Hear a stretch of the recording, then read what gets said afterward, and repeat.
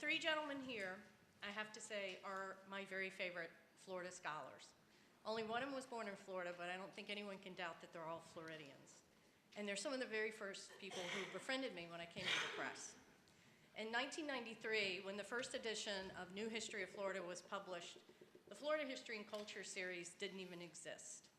With Gary Mormino and Ray Arsenault as the series editors, we now have 59 books in that series. So it just goes to show you that new history needed revision and is now the history, and Florida scholarship is alive and well. Dr. Mormino and Dr. Mole, you've already met today, and it's my pleasure to introduce Dr. David Colburn. He's formerly the Provost and Senior Vice President at the University of Florida. He's a member of the University of Florida faculty, history faculty, excuse me. He's the author of many books published by the University Press of Florida, including African American Heritage of Florida with Jane Landers, and Racial Crisis and Community Conflict in St. Augustine, Florida. Dr. Colburn.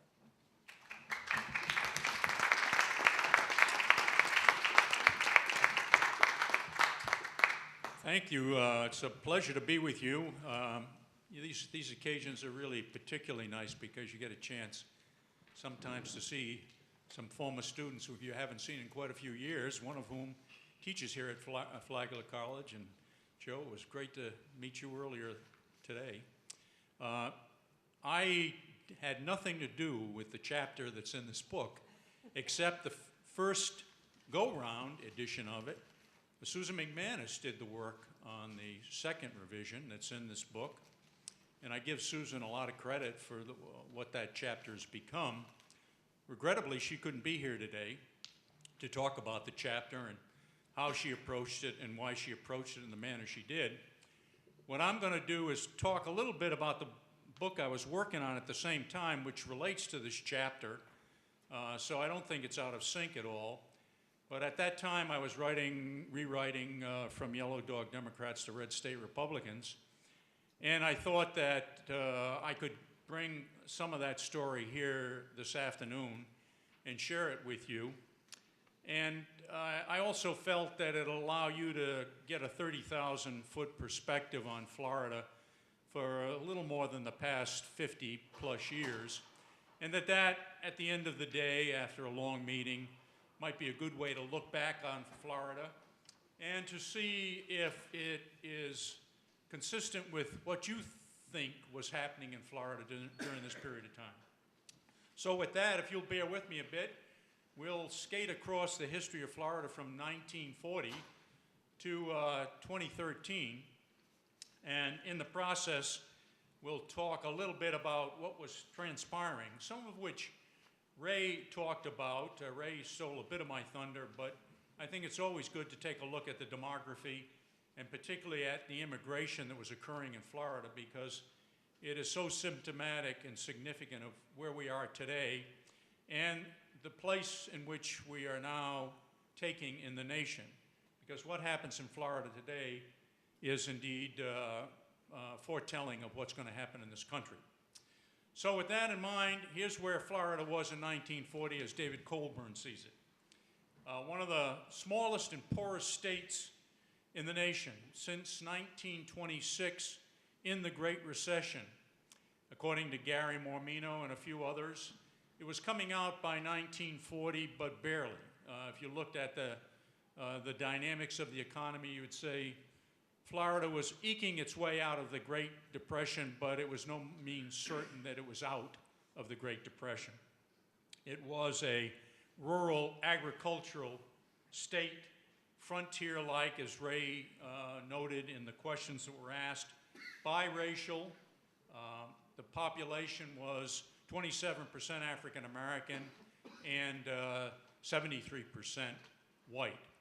The black population had been migrating out of the state of Florida for the better part of the last 30 years. About 40,000 African Americans from Florida had moved north in large measure because of the segregation barriers they had encountered and the violence they had encountered, whether it was Rosewood or Ocoee or Perry, Florida, or Orlando, Florida. It really didn't matter. Florida was not terribly receptive to African Americans, and they began to take notice and see opportunity in the north, and to the north they went. Florida was also an illiberal democracy. I don't mean liberal or conservative. What I mean is liberalism in the grand tradition of American liberalism. Florida was not in that grand tradition. Florida, of course, segregated a significant element of its population, almost a third at 27%. It also didn't sign on to the 19th Amendment of the Constitution, which sought to give women the right to vote. Florida did not embrace that until the 1960s, when it finally signed on board, despite the fact that the 19th Amendment had long since been adopted. It was still reeling from the Great Depression, as I've noted. It was hopeful that both the developments in 1940 and 41, but particularly the wartime developments, meant something dramatically new for the state of Florida. And indeed, it did. By World War II, because of World War II, Florida's transformation began.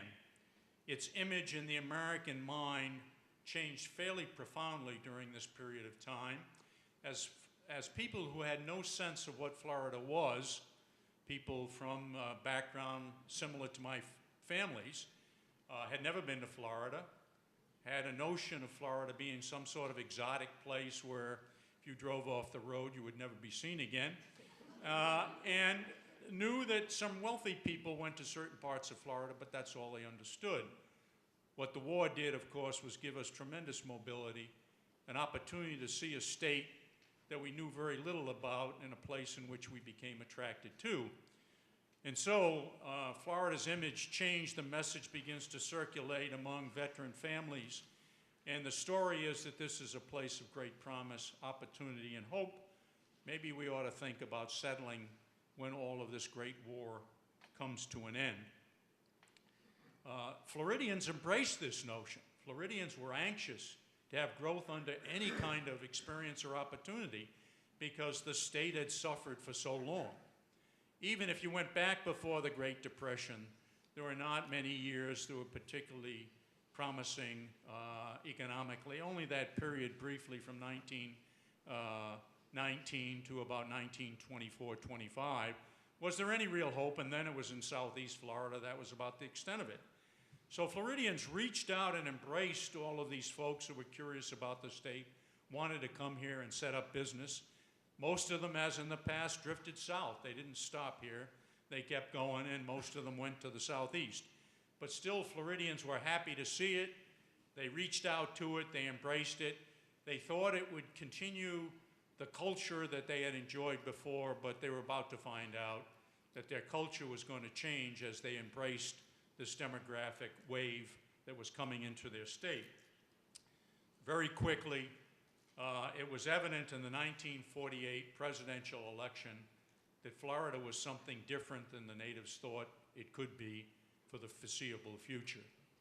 And what happened in the 1948 election was, of course, Harry Truman seeking election in his own right as President of the United States, running against Thomas Dewey, the Republican candidate from the state of New York, who was heavily favored, and Strom Thurmond running as a Dixiecrat candidate, promising to capture the entire South. Southerners, native Floridians thought he would. If there was some sort of cultural unanimity in Florida, it was in the notion that race was going to be the standard for some time to come, and that because of Truman's embrace of the Democratic platform, which promised racial change for the nation, that that promise would not be accepted in Florida. But the 1948 election was a shock for the South. It was a shock even more so for Florida, because Harry Truman carried Florida, and he carried Florida because of all of the people who had settled in Southeast Florida. Harry Truman lost North Florida by a significant margin, but the population wave that had settled in Southeast Florida gave Truman the votes he needed to carry the state narrowly. And in doing so, he laid out the strong message that this state was not a state that was going to remain much as it had in the past. It was in the throes of a metamorphosis, and that metamorphosis meant that Florida was going to move slowly beyond the racial climate of the past and the cultural uniformity of the past. That was a shock to Floridians, and they weren't sure that they wanted to embrace it.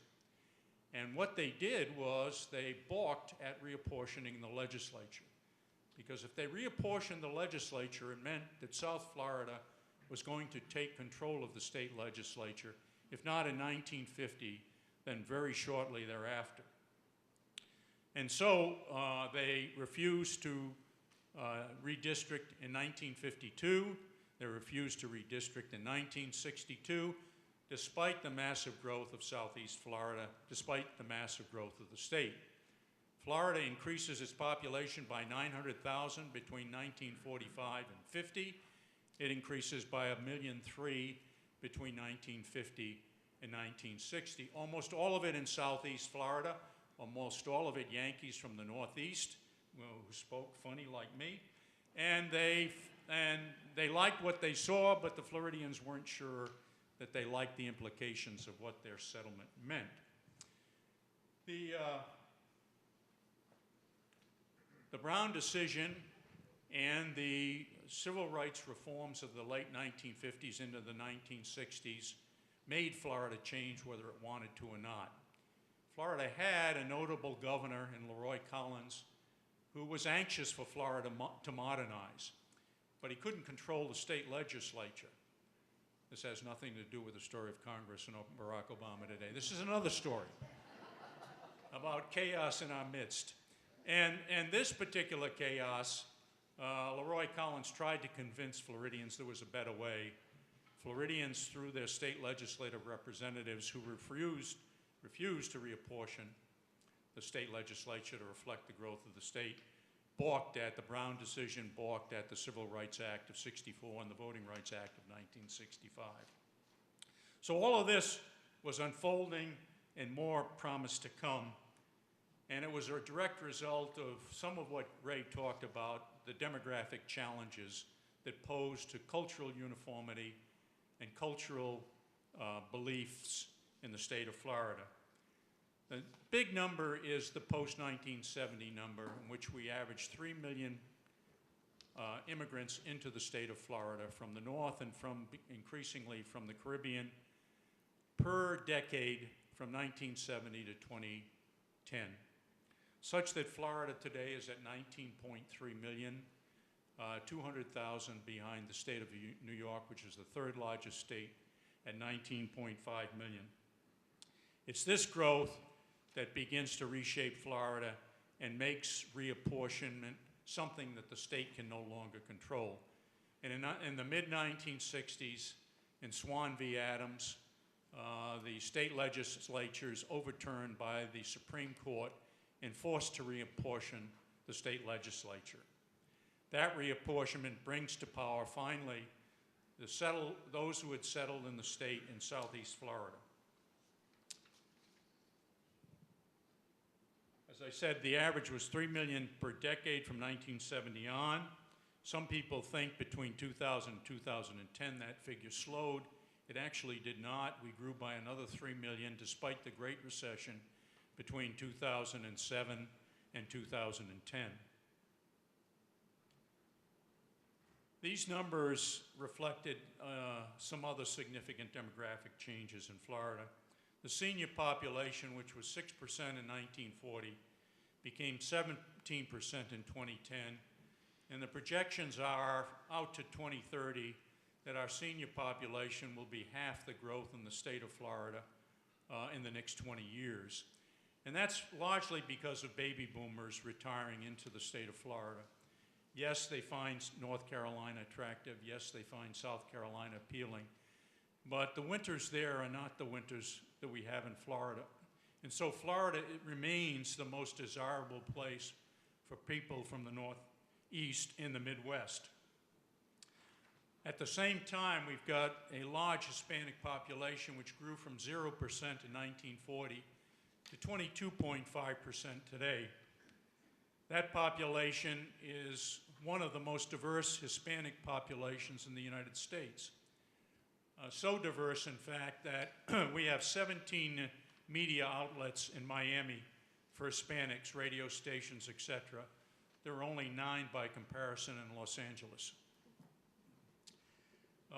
The African American population at the same time, which had continued to decline for much of the 20th century up until 1970, has slowly increased to almost 16.5% today, actually.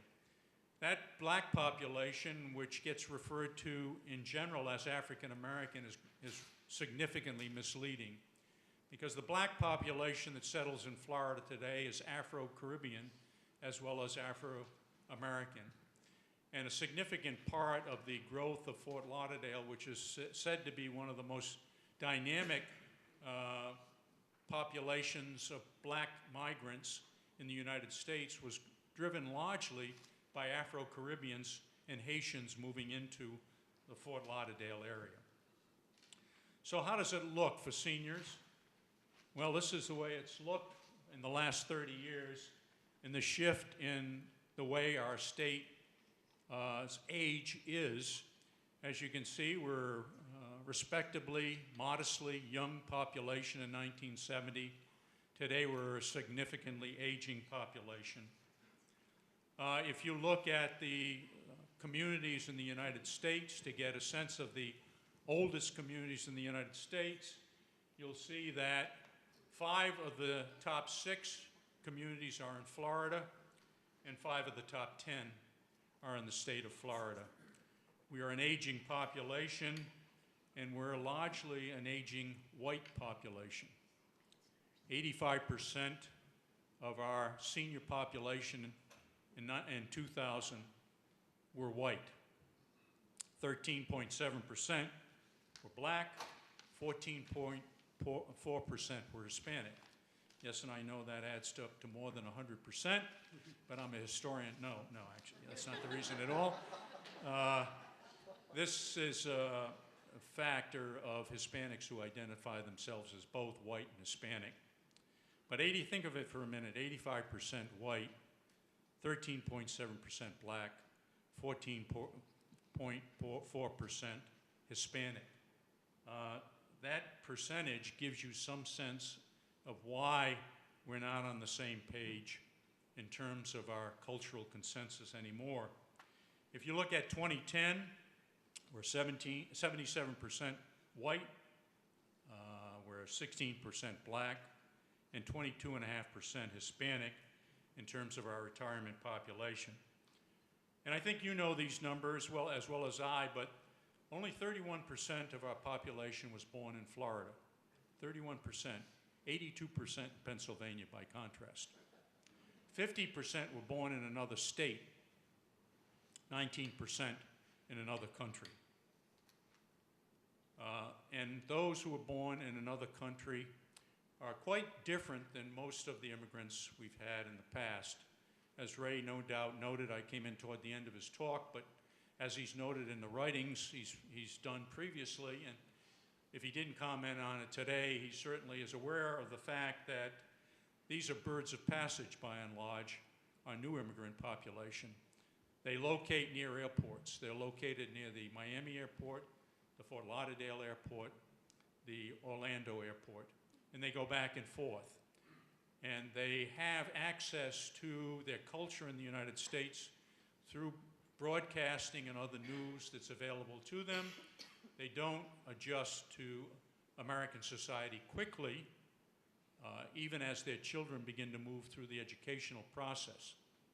It's that slow assimilation or adjustment to American society that particularly makes it complicated for Florida. Florida is used to being a society or a government that's been run by and large by a white population that at once had been native, that then became largely urban and white. That has begun to change in large measure because of the Hispanic entrance into the state. But for many Hispanics, the big issues are not the issues facing Florida. They're the issues that are international in scope that affect their homeland. And that's what they remain most anxious about. A couple of other slides so you can see what the numbers look like for the future. Getting too far ahead of my slide, so I'll slow down just for a minute. The way this is translated politically in the 1970s was to slowly move us from the Democratic Party as a state to the Republican Party. It didn't happen as quickly as one might have thought, and it didn't happen quickly in large measure because of some problems with the Republican candidates who took office. Claude Kirk as governor, Ed Gurney in the Congress, and then in the United States Senate, and then Richard Nixon as president. All ran afoul of the law in one way or another. All turned Floridians against the Republican Party for a brief period of time, even as the momentum was in that direction. And so the Cuban population gradually began to embrace the Republican Party because it was stronger on isolating Castro and Cuba from the rest of the world than the Democratic Party was. Seniors turned to the Republican Party after the rapid inflation, runaway inflation of the Carter years. And the middle class, which was looking for some sort of homeland in Florida, struggled to find it. And what it found instead was a place of disparate people on the move, very difficult to find community. And they turned by and large to the Protestant fundamentalist faiths that began to emerge in the state. The super large churches, they found these attractive, and through them they found the Republican Party. And so that movement that gradually took place in the 1970s began to reap rewards for the Republican Party in the 80s and increasingly in the 1990s. And these factors here played a role. Well, what about the Hispanic population, you might add? Aren't most of the Hispanics, other than Cubans, Democratic? And the answer, of course, would be yes, they are Democratic. But by and large, Hispanics, other than Cubans, don't vote as frequently in local elections and state elections as they do in national elections. The issues that concern them tend to be national and international in scope. And so by and large, they've stayed away from the local, statewide issues and thus haven't helped the state Democratic Party as they've entered the state in larger and larger numbers. I want to close with a few observations and then turn the platform over to Ray and to Gary. The ethnic differences I've already made reference to. This is a state which has one of the most diverse Hispanic populations in the country and will continue to have one for the foreseeable future. I don't see any change in the immigration patterns. If you look at what's brought Miami back, what's bringing Fort Lauderdale back, what's helping even the Southwest coast, it's the migration in of wealthy Hispanic money that's turning the tide in terms of the real estate market in those parts of the state. And it's the Puerto Rican population, which Ray mentioned and which he was asked about during his course, his presentation. The Puerto Rican population is particularly heavy in Osceola County near the I-4 corridor and has helped shift the I-4 corridor to the Democratic Party in the last 3 national elections. Well, you might say they lost in 2000, but I suppose that'd be debatable. The racial differences I've noted as well, I'll just highlight them again, that we've become a very diverse racial society, one in which Afro-Caribbeans and African Americans don't share a lot in common. They don't even see one another coming from a similar cultural background. They are not motivated by some of the racial issues facing Florida and the nation, as are African Americans.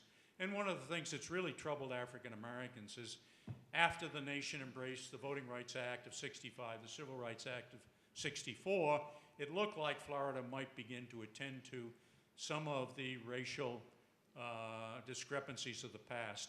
It did not, and that has frustrated black Floridians considerably, as the state has turned more toward addressing the needs of Cubans than the needs of Hispanics, and indeed even the needs of Afro-Caribbeans ahead of African Americans. The difference between seniors and families, I think, is a profound one. How do we get seniors who live here about half the year to address the needs of the children in the state of Florida and families who are of different color and of different race? It's an enormous challenge for the state of Florida. We haven't shown any great confidence that, in the people that we can assist them in addressing this issue. We've addressed the charter school issue and the opposition of some elements in our society to the charter school movement and the threat that the Supreme Court might declare it unconstitutional by making all charter schools public schools. It's an interesting interpretation which has yet to be tested in the courts, but the state legislature has now defined all charter schools as public schools, even though they're not held to the same standard as the private schools, the public schools are. So this challenge and this dilemma, the conflict between the needs of an aging population and the needs of a young population, the requirements of an aging population which needs surface workers to attend to their needs, the requirements of a younger population which needs a more dynamic economy so that it can have the income to prosper as have the seniors in their own lifetime, remains in front of us. And then lastly, the passage from a southern state to a regional one to a national state with seeking a global identity. Florida has been historically a peninsula which was isolated and removed from much of what happened in the nation. The great irony today is that in a global world, Florida's pivoted right in the center of it all. And how Florida responds to its place in a global society and how it addresses the needs of its other citizens is the challenge before us, and that challenge has yet to be remedied. So glad to answer any questions you might have during the course of the question and answer period. Thank you.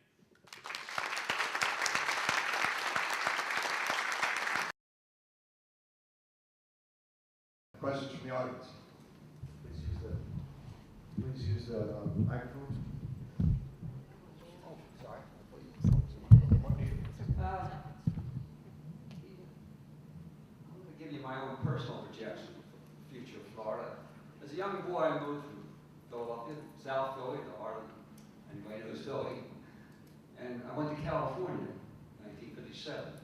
Lived in the Bay Area, and we used to go hunting up in Napa before they discovered wine. We used to make better wine in New York State one time. Why I'm telling you this now, that was California 1950s. I'm using a parallel, if I can, for a second. I was in California about 2 months ago. There's 35 million people in California right now. There's 35 million people all in Canada. Just visualize that. My daughter built a new home in Palo Alto. She lives in a section where there's moors, and you go 2 blocks over, there's having moors. You leave Palo Alto, and you can go right to slums real fast. So California has reached the pinnacle of no return. It's just overwhelmed itself. Now, I bought a house here in Florida roughly 25 years ago in the St. Johns River, passing through. I never was in northern Florida my whole life. I used to fly down to Miami. I came up here to visit a Churchill relative in Jacksonville and discovered the St. Johns River. Wow, I couldn't believe something like that existed in the east coast of America. 3 weeks later, we come back, we bought a house, we didn't even know what it looked like, my wife and I just wanted to come. A little bungalow, fell in love with Florida. I won't give you the long tale, but 13 years ago we moved downtown because St. Augustine was such a, I didn't know places that existed like St. Augustine. And yet, St. John's County had roughly 75, 50,000 people 25 years ago. It's probably over 200,000 now, approaching that. What kills it all? Simple, overpopulation. Now you can take it any way you want. I know we all want that dream of more and more people coming because it makes us sound important and superior, but you reach a tipping point rather rapidly. And I think Florida is probably right at that cusp right now. You know, of course, in 20, 25 years, we will be California. There'll be 35 million people here, and it won't be what it looks like now. And that's my thoughts on that.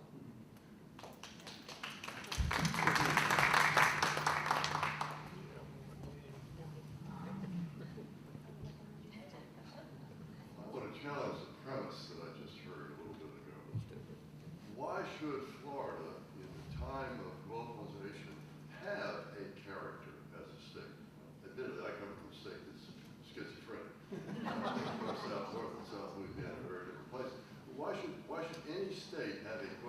character, unquote. What do you mean by that?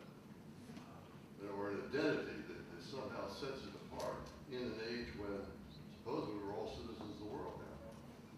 And maybe what Florida is doing is actually showing us, it's been suggested, showing us what the future really will be. And that question is not the right question to be asked at all.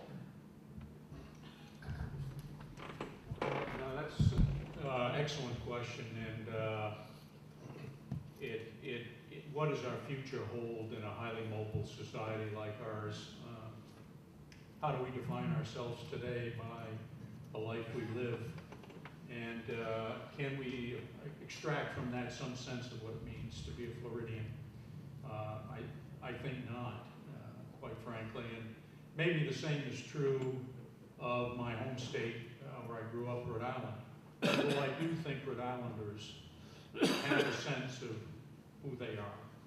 They've got a sense of their past, the role of Roger Williams, etc. We in Florida have almost, this conference I think reveals, others like it do, that we in Florida have no sense of our rich Spanish past, the rich cultural traditions that intersected in Florida over the course of time, and how that defines us or shapes us today. So we're missing something there, but you're probably right. In a state where we've got the mobility that we see, where as many people move in as almost move out, and as many people come in for short stints, seniors come in for 6 months in a day to qualify for the tax breaks in Florida. But where's their identity? It's not in our state. Where's the identity of the immigrants who locate in Florida for freedom, for a place to educate their children, for a place to put their money where it'll be secure over time, but they keep going back home because there's family and other things that draw them. So I don't have the answer to your question other than it's incredibly complicated, and I think the future is one probably without a mythic identity that will unify us.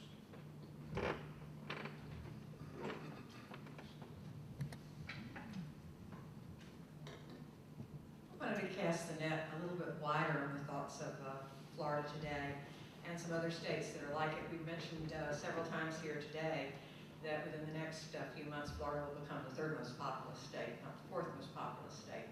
And that makes in numerical order California, Texas, and Florida together, which compose around 27 to 28% of the U.S. population in those three states.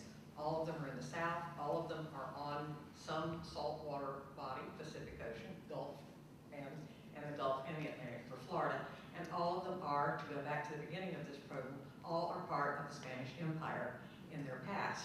And I think as we look to this, perhaps out of those three at the moment, Texas has the most similar identity, but that just be maybe my misinformation on how Texas feels about itself. I don't know that we would say that California has a singular identity.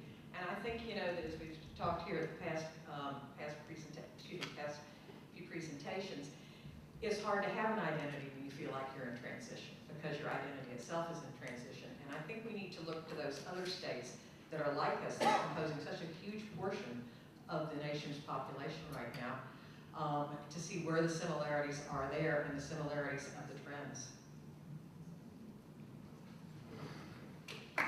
Someone had mentioned earlier, I mean, this is the third Spanish period. I mean, think about it. I mean, if you wanted to coin a historic and, I suppose, ethnic, racial identity, it is extraordinary period we're witnessing, and much of it very recent.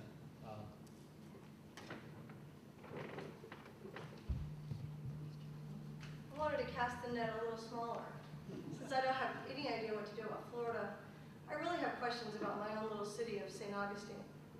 Because since I've lived here 20 years, we went from a town that cared about history to a town that cares about pirates and ghost tours. And right and left, I mean, they're just ripping down historic buildings. And I think that the vision of who we are, even as St. Augustinians, really is in jeopardy. I mean, are we now just a big concert venue for people to come in, reap the reward? You know, I'm not really sure what we're trying to become. I see the desperation of the economy, But again, why are we throwing away history? We still don't have any kind of viable civil rights museum. We don't have, any of the stuff that's really us. What we have are, like I said, sort of an amusement park of ghost tours and pirates. So do you have any theories of what we can do as St. Augustinians to try to have a better vision of maybe what's more sustainable? How can we grow up, as you said?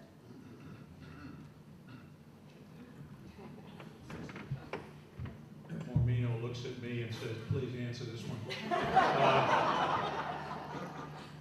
I think St. Augustine is growing up. I wrote about it in the Civil Rights Past some 30 years ago. It does seem to me that St. Augustine has always been about making money. And that's been the prime driver. How do we make money out of this place and make it work for us? And other things got in the way over time. But I think today, it seems to me St. Augustine is trying to come to terms with its heritage, including its racial heritage. And it seems to me that the city, by the partnership it's established with the University of Florida and with Flagler, it's rebuilding the past so that it's more than about pirates and ghost stories. So I'm reasonably sanguine about St. Augustine and the direction it's headed. And I think if you asked me that 10 or 15 years ago, I wouldn't have said that. Again, perspective. What other city in Florida, St. Augustine's what, 15,000 people today?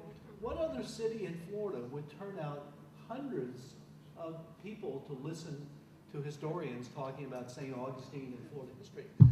If this conference had been held in Tampa, you would have had a few dozen people at most. So I must admit, I've always been overwhelmed by the sensitivity and interest of St. Augustinians in their history. I hate ghost tours. I don't know how to combat it, but boy, it seems to me you're doing a lot of things right here. And with a great deal to lose. I mean, here's a city where if it tripled in size, it would be imperiled, I think. So, I mean, keep up the fight, but keep in mind, at least from my perspective, I'm pretty impressed with your appreciation of the past here.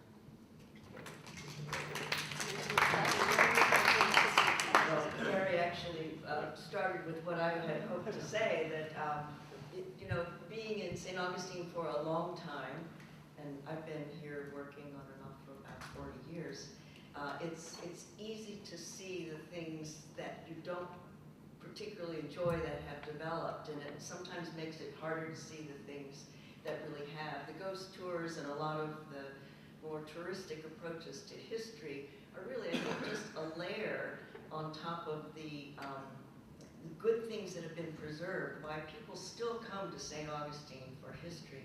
And the fact that, as Gary said, we've had people here for the last 2 days on gorgeous days, and not just the academics, it's the people of St. Augustine, and at the Historical Society events and Research Society events, they're always packed. And by comparison, in Gainesville, you would never get really a crowd of this size at these sorts of events. St. Augustine's the only place in the country with an archaeological ordinance that has some financial teeth to it. And so I think there is a lot that's sometimes hard to appreciate when you see the more visible parts of the development. So, well, thank you, Gary, for saying that too.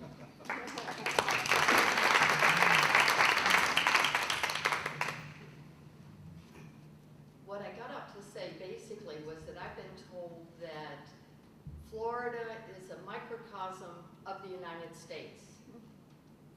We don't have the winters, we don't have the ice, we don't have the mountains, but we pretty much have everything else in terms of the diversity of the people and their feelings, and certainly politically and culturally and many other things. But that's sort of, and I sort of feel that, especially if I I travel to different parts of the states, each part is very, very different. I mean, St. Augustine's different from Jacksonville. You've got the Hastings. It's a rural community. You go to Orlando and it's Disneyland and everything else down there. You go to Miami and all of the culture. But you sort of see a lot of diversity within the state that you would find elsewhere in the United States, but it's kind of compact within our small state.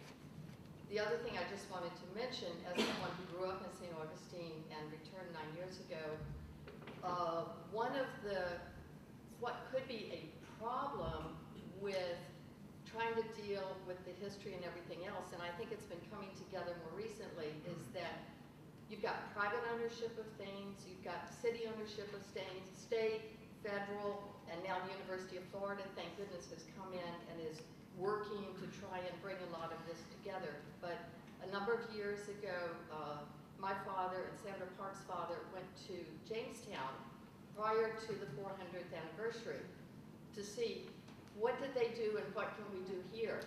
Well, the difference is Jamestown is a private foundation. St. Augustine was a lot of commercial interest, and that's a big, big difference. And I think that's probably why there's been so many difficulties really come to grips with St. Augustine. But it's great to know how much history is coming out and continues to come out about the city and about the state. Thank you. Comment about Jamestown and everything else. Certainly that area, the historic Triangle of Virginia, is having that same problem with commercialization and everything else. I mean, you know, the main attraction used to be Colonial Williamsburg.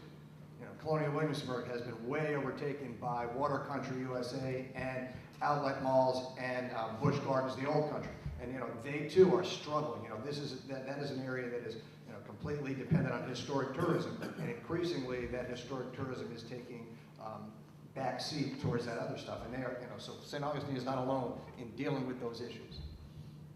Dr. Colburn, when you had the first slide and you were going through a list of things and you got to the point of diversity where you said something about Hispanics and white people and whether they were seniors and African American, and I thought you said something about that the policies were being focused more on the Hispanics than the African Americans. But you didn't go into any detail. I just tried to picture how a government would work its policies to affect or not affect people by their ethnicity as opposed to their economic circumstances. Could you say more about that? Well, the big issue really came in the 60s when the Cubans began to migrate into the United States, fleeing Fidel Castro and the communist regime he imposed on Cuba. It was at the same time that the nation was coming to terms with its own racial past, and Florida was coming to terms with its. And Black Floridians were expecting that the state would begin to provide some sort of relief for what they had experienced in their past in the state of Florida. All of that was pushed aside as the nation and the state dealt with this huge flood of Cuban immigrants and refugees. And the federal government provided significant appropriation dollars to assist in the Cuban settlement, despite the fact that many of the Cubans who came were particularly well off and well educated and did quite well, thank you, even without the federal support, but they had the federal support to assist them. The African-American population in Florida got none of that. The other thing that caused great discontent in the Black community was that if you look at our society, we in all its permutations, with the exception of the African-American community, we pass property and wealth along to one another. It gives our children, grandchildren, a real advantage in life. Black Americans and Black Floridians in particular have almost nothing to pass along to their children.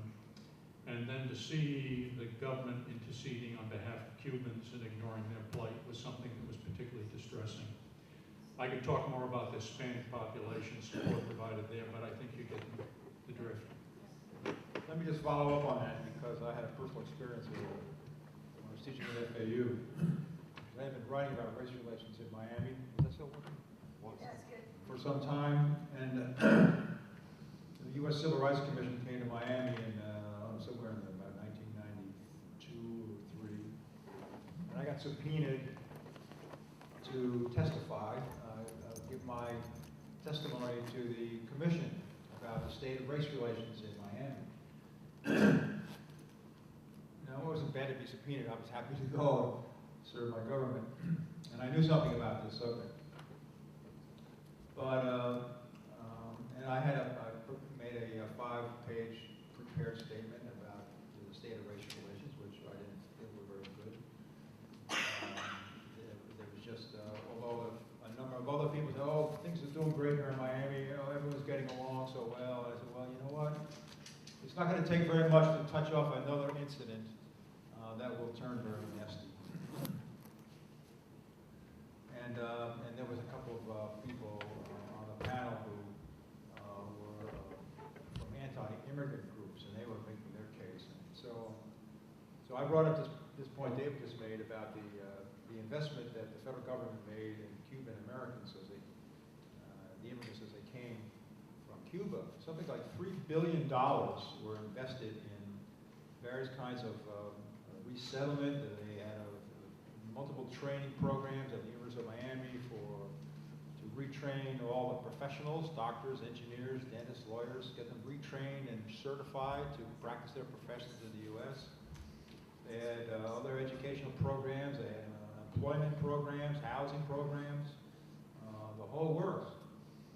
And in response to that guy who was defending that, and I should point out that the black community turned out in big numbers for this event. They were sitting in a room like this, and the commission was up on a dais, and I was facing them.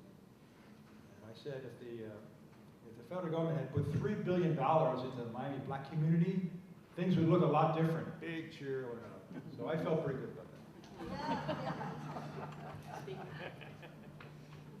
I just want to say, I'm Margot Pope, and I've been a journalist for 42 years, retiring last year. And this year, the city of St. Augustine is launching a vision process. I think this conference is perfectly timed to the city's visioning process that's going to begin. They had an introductory meeting last week. You can go on staugustine.com and read about it. That's a plug for my former newspaper. But the important thing about it is that it will bring people together, and it's a public visioning process. And already people are kind of concerned, well, too much is going to be in the sunshine, you know, government in the sunshine. But I think it's a wonderful opportunity for the kinds of comments that were made about where are we going, and I'm an optimist. I believe that when we have these kinds of structured programs, things do happen. I was on the trip in '93 to Charleston that began the visioning process back then. My mother was on the trip that Nell referenced to Williamsburg and Jamestown in the 1950s to help launch the 400th and what do we want to be. So I think all these things we've heard today are the kind of things that you should be at those meetings, because I'm going to be there, and I'm not necessarily going to be writing about it, I'm going to be talking about it. Thank you.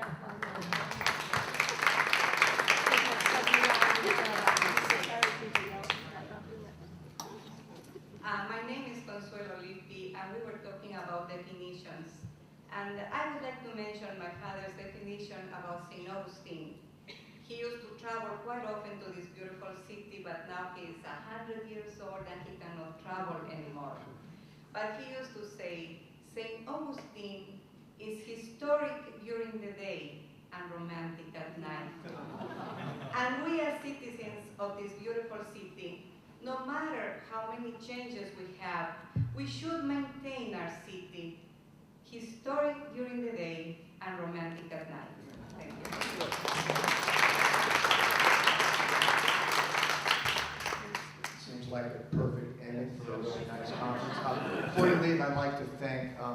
reiterate the thanks to Flagler College for hosting this, to the Florida Humanities Council, and a plug for them. If you guys are not a member of the Florida Humanities Council, I'm giving extra credit to my class. Please go on their website. Please join them. These are tough times for the humanities, and the projects and the things they do in local communities are unbelievably fantastic. And also to Susan Parker and the St. Augustine Historical Society. Thank you so much.